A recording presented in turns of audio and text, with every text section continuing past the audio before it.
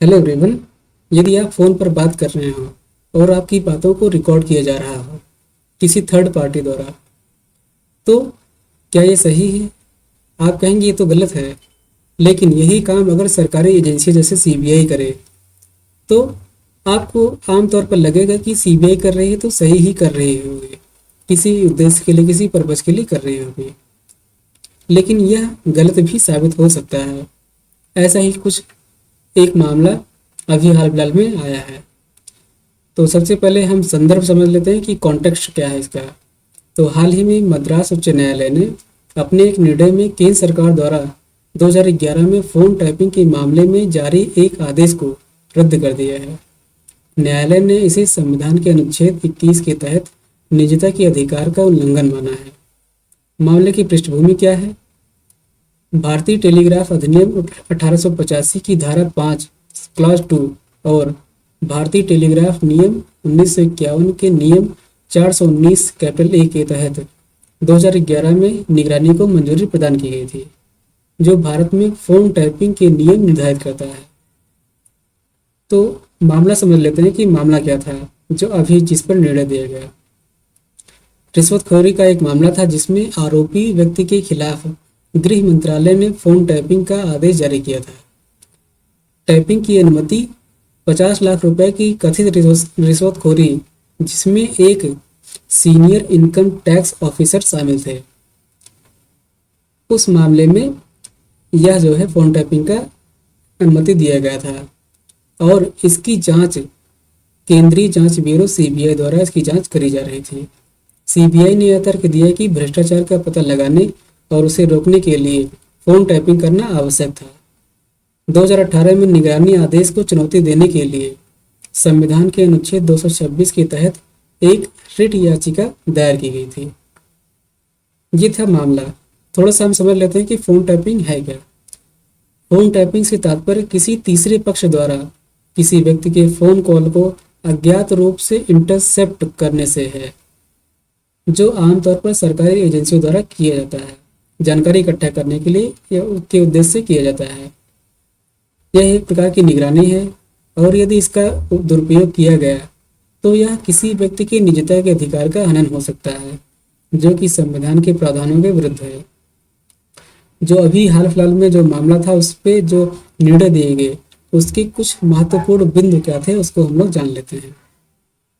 न्यायालय ने इस बात पर जोर दिया कि अधिनियम की धारा 5 क्लॉज 2 केवल सार्वजनिक आपातकाल की स्थिति या फिर सार्वजनिक सुरक्षा के हित में टेलीफोन को इंटरसेप्ट करने की अनुमति प्रदान करता है, जो कि एक गोपनीय परिस्थिति नहीं है। न्यायालय ने कहा कि गुप्त ऑपरेशन के लिए याचिकाकर्ता के फोन को टैप करना टेलीग्राफ अधिनियम की धारा 5 क्लॉज 2 के अंतर्गत नहीं आता है। इंटरसेप्ट की गई कॉल का किसी भी उद्देश्य के लिए उपयोग नहीं किया जाना चाहिए, यहाँ तक कि याचिकाकर्ता के विरुद्ध आपराधिक मुकदमे में साक्ष्य के रूप में भी नहीं किया जाना चाहिए।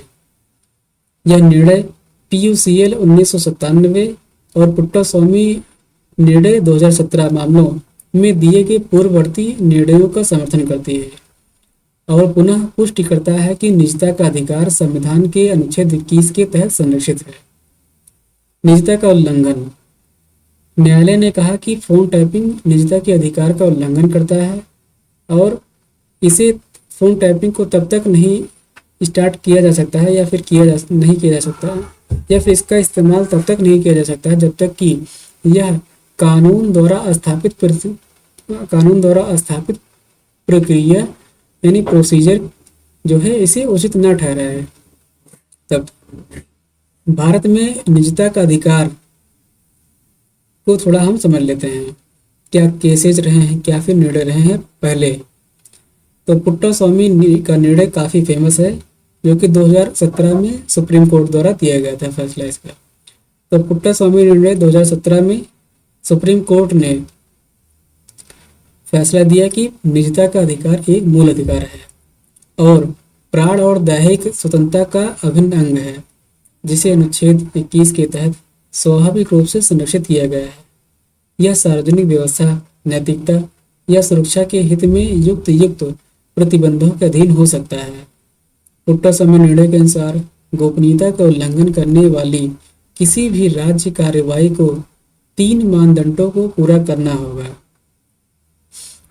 मतलब अगर सरकार को फ़ोन टैप कराना होगा तो उसे 3 मानदंडों को जो है पूरा करना होगा, जिसमें पहला आता है वैधता, दूसरा आता है आवश्यकता और तीसरा आता है आनुपातिकता। सर्वोच्च न्यायालय ने ऑनलाइन दुनिया में दैहिक स्वतंत्रता के महत्व को स्वीकार करते हुए गोपनीयता की सुरक्षा को डिजिटल स्पेस तक बढ़ा दिया है। भारत में फ़ोन टैपिंग को रेगुलेट करने के लिए, को नियंत्रित करने के का जो कानूनी ढांचा है उसको थोड़ा हम जान लेते हैं। हालांकि कुछ चीज़ें मैंने पहले ही बता दी हैं इसके बारे में। तो भारतीय डाकघर अधिनियम 1898 डाक के माध्यम से संचार को इंटरसेप्ट करने की अनुमति देता है।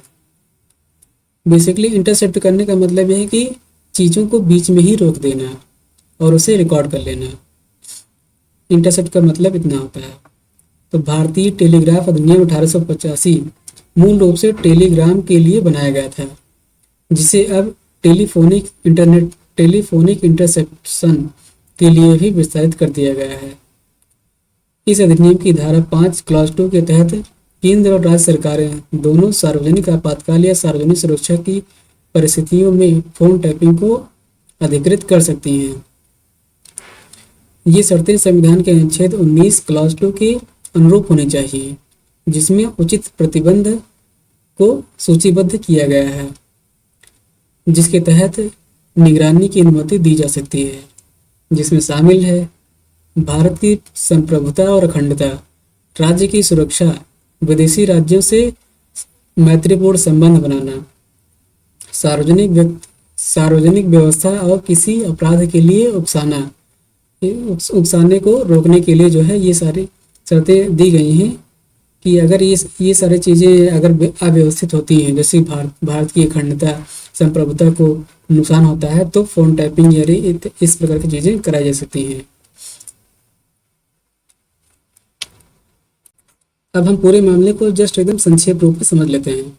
देखिए, फ़ोन टैपिंग तभी किया जा सकता है जब भारत की एकता, अखंडता, संप्रभुता इन सबको नुकसान पहुंच रहा हो, या फिर जैसे कि सार्वजनिक आपातकाल की स्थिति हो, या फिर सार्वजनिक सुरक्षा का मामला हो, तब जो है फ़ोन टैपिंग की अनुमति प्रदान की जा सकती है। लेकिन रिश्वतखोरी का मामला जो है वो इसके अंतर्गत नहीं आता है। और फ़ोन टैपिंग अगर ऐसी स्थिति में किया जा सकता है जब जो है सार्वजनिक सुरक्षा का मामला ना हो, जब जो है सार्वजनिक आपातकाल की स्थिति ना हो, या फिर भारत की एकता, अखंडता इन सब चीज़ों को नुकसान ना पहुंच रहा हो, तब फ़ोन टैपिंग करना किसी भी व्यक्ति की निजता के अधिकार का हनन करना माना जाता है।